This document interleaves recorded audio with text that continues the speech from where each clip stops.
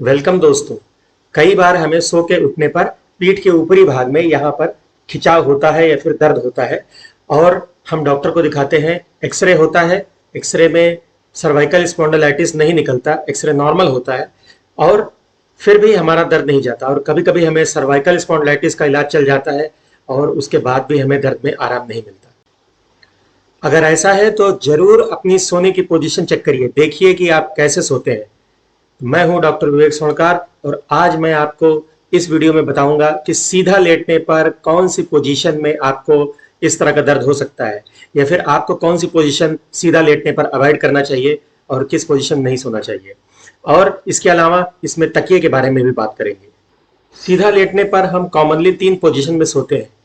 एक ये अपने दोनों हाथ बगल में करके, दूसरी अपने दोनों हाथ अपने सीने पर रख के और तीसरी पोजीशन में अपना डोमिनेंट हैंड हम अपने माथे पर रख के सोते हैं।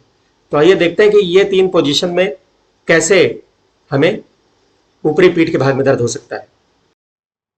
तो पहली पोजीशन है जब हम पीठ के बल लेटते हैं और अपना डोमिनेंट हैंड यानी दाहिना या बायां जो भी हम यूज करते हैं उसको माथे पर रखकर लेटते हैं। इस पोजीशन में हमारा स्कैपुला रोटेट किया हुआ होता है और साथ में हमें शोल्डर पे काफी एब्डक्शन होता है, जिसकी वजह से हमारी पीठ में जो मसल्स होती हैं यानी ट्रेपेजियस मसल और स्कैलेनी मसल, इन मसल की इलेक्ट्रोमायोग्राफिक एक्टिविटी हमेशा बढ़ी हुई रहती है, जिसकी वजह से हमें सुबह सुबह सो के उठने पर दर्द महसूस होता है गर्दन में। तो इसलिए इस वजह से इस पोजीशन में बिल्कुल नहीं सोना चाहिए, क्योंकि इसमें ट्रेपेजियस और स्केलेटनी की एक्टिविटी बहुत ही हाईएस्ट होती है। इस वजह से ये पोजीशन बिल्कुल ही अवॉइड करनी चाहिए। दूसरी पोजीशन है कि पीठ के बल और हाथ सीने पर रखकर लेटना, इस तरीके से। ऐसे भी हम लोग लेटते हैं, इस समय हमारे शोल्डर पर करीब 45 डिग्री का एब्डक्शन रहता है, यानी कि शोल्डर हमारा शरीर से करीब 45 डिग्री बाहर की तरफ रहता है और थोड़ा बहुत स्कैपुला का भी रोटेशन रहता है, जिससे कि हमारी ट्रेपेजियस और स्केलेनी मसल्स में थोड़ी बहुत ईएमजी एक्टिविटी पाई जाती है, जिसकी वजह से सुबह हमें दर्द होता है। पर ये जो एक्टिविटी है, ये एक्टिविटी इससे पहले वाले पोजीशन से कम होती है, तो इस वजह से इसमें दर्द की संभावना थोड़ी सी कम होती है। तो इस पोजीशन को हमें हो सके तो अवॉइड करना चाहिए, यानी कि इस पोजीशन में हमें नहीं सोना चाहिए और जितना भी हो सके हम इस पोजीशन को अवॉइड करें। लेकिन ये पोजीशन पहली वाली पोजीशन से थोड़ी बेटर है। अगली पोजीशन है कि पीठ के बल और हाथ बगल में करके लेटना, यानी कि इस तरह से। तो जब हम पीठ के बल और हाथ बगल करके लेटते हैं तो हमारे शोल्डर पर एब्डक्शन बिल्कुल नाम मात्र होता है या बिल्कुल नहीं के बराबर होता है, और इस पोजीशन में हमारी ट्रेपेजियस और स्केलेटनी मसल रिलैक्स होती हैं और उसमें ईएमजी एक्टिविटी मिनिमल पाई जाती है।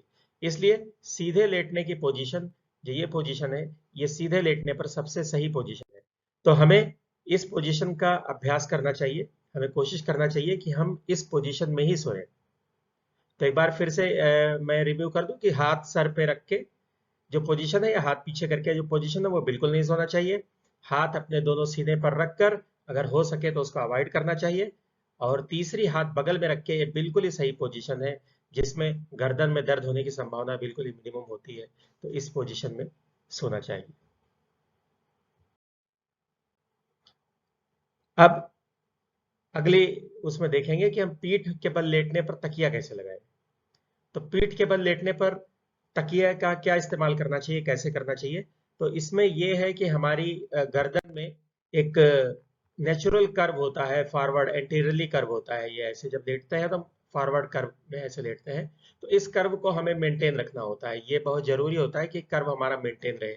तो इसके लिए हमें सर के नीचे एक चपटा तकिया होना चाहिए, यानी कि या इस तरह का तकिया रख सकते हैं जिसमें बीच में गड्ढा हो, और नेक के सपोर्ट के लिए, यानी सर्वाइकल का जो कर्व है, यानी जिसको लॉर्डोसिस कर्व बोलते हैं, उसको मेंटेन करने के लिए थोड़ा ऊंचा होना चाहिए।